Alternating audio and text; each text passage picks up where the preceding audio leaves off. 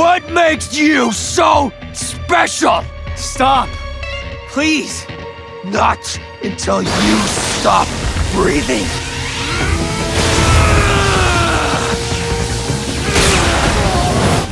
Hey everyone, my name is Deegan and I'm a professional comic book artist and illustrator.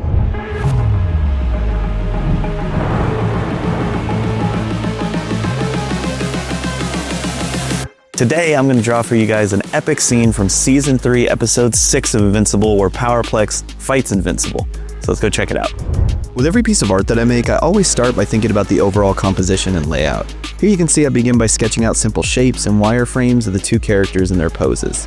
If you've watched this episode of Invincible, you know how personal this fight is. So I really wanted to convey the extreme emotion from Powerplex, how much he is just determined to take Mark out. So I opted for a horizontal layout and really pulled the camera in fairly close so that we as viewers are really in the thick of it. Once I've done my rough layout, I love jumping right into the inking process and locking in the anatomy and faces of the characters, as well as my line work. I don't really have a rough sketch stage, I just get right into my final art.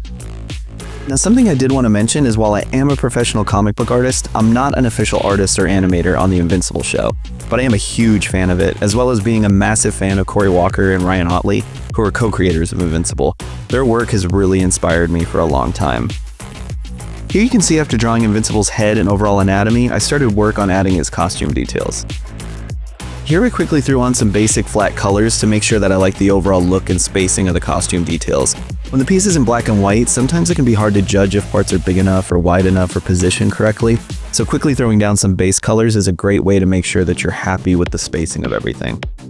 After I was happy with that, I started finalizing Powerplex. I started with his head and facial expression because to me, this was going to be the most important part of the piece.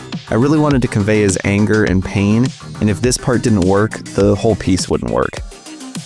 I found that drawing Powerplex's hand around Mark's throat was incredibly difficult for me, so I ended up taking many pictures of my own hand as a reference to try to figure out exactly how that would look from this angle.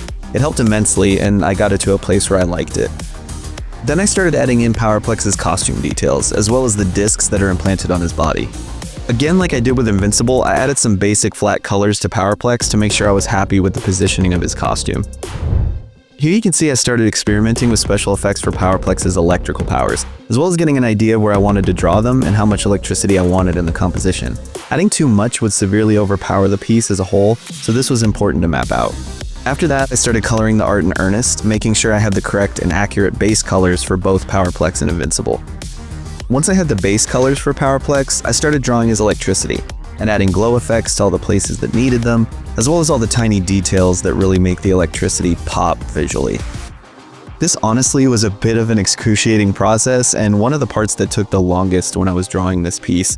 It was really worth it though. The electricity in this scene is such an important part of the piece as a whole, so it was worth taking the time to get it right. With the base color set, I started figuring out what I wanted to do for the background and which colors I wanted to use for it. I started painting in different shades with many different types of brushes, layering in shapes, erasing certain sections to add contrast, and overall trying to give the effect that there's an immense amount of power surging between these two, and it's whipping up the whole area around them. Then I began figuring out where the most light would be coming from, so that I could start adding shadow and darker tones to the characters. When I draw a piece that has extreme lighting, and therefore heavy shadows, I'll tend to throw very dark tones over the whole character and then carve out the lighter areas. My brain is just able to figure out where the light would be hitting easier if I work backwards this way. So you can see me adding in the lighter areas as I go here. This coloring technique as a whole is called cell shading, where you use only a handful of different tones to convey light to dark. Here you can see me adding in even brighter areas where the most direct light would be hitting. This is such an important thing that really helps add impact and contrast to your piece, but you have to be careful not to overdo it because it's really easy to go too far with it. I then started working the exact same process with Powerplex. He was a bit more complicated simply because most of the lighting in the scene is emitting from him directly. So some areas on him were really difficult to figure out what would be dark and what would be light. So there was a lot of trial and error here. It's really easy when you're trying to draw extreme lighting like this to accidentally get rid of too much of the shadows. But the shadows are the element that give it the most drama and sell how extreme the lighting is. So it's important not to overdo your highlights. At this point, I was in the final home stretch of the piece and really started working out and adjusting the background colors to make sure that Invincible and Powerplex were remaining the focal point and wouldn't get lost in the background. After that, I was incredibly happy with the end result and ready to call it finished.